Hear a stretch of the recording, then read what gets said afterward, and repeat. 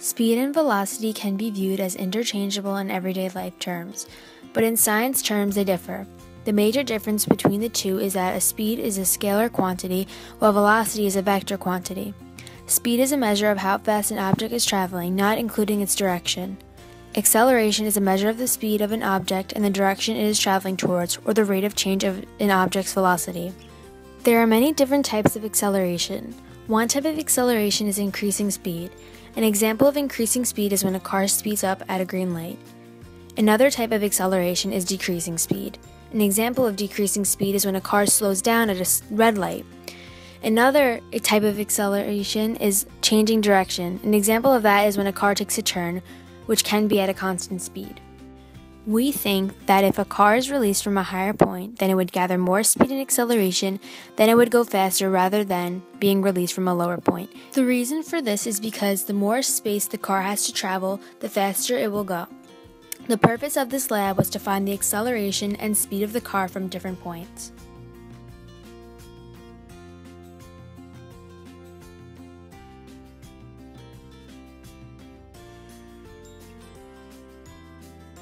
The start of the lab consisted of bringing all the materials to a flat surface. A ramp and physics stand were brought and attached together.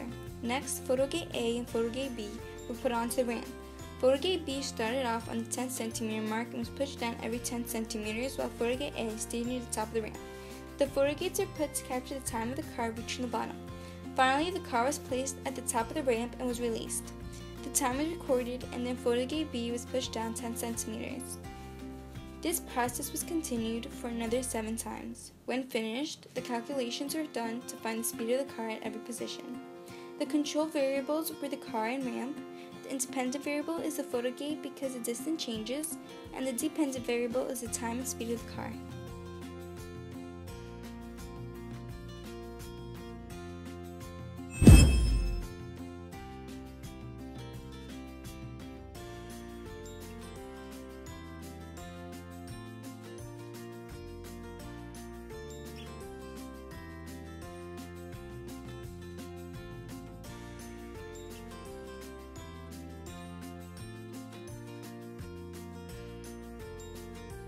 When each speed was calculated and recorded, it showed how as the car went closer to the end of the ramp, the speed became slower.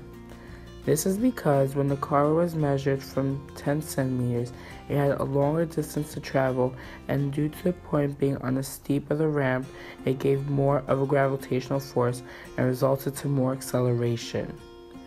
When measured from 60 centimeters, which was closer to the end of the ramp, it didn't have as much of a distance to travel as it did with the 10 centimeter mark to accelerate.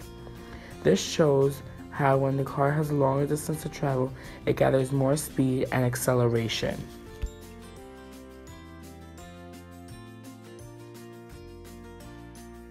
The results of the calculations showed that as the car went closer to the end of the ramp, the faster the car went. That is to say that our hypothesis was correct. In the graph, it was noticed how the further away the car was from the end of the ramp, the higher speed and acceleration it had. This is because as the car is released, it started to gather acceleration as it comes down, causing the speed to increase towards the bottom. Although the car was not changing at a constant rate, the car was shown to have traveled faster when the photogates were further apart. For instance, in figure 1, this distance from A to B was 10 centimeters and the speed at photogate A was 184.16, and the speed at photogate B was 257.73.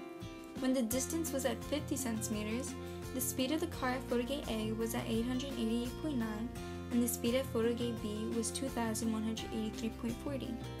In figure 2, the acceleration of the car was similar to figure 1.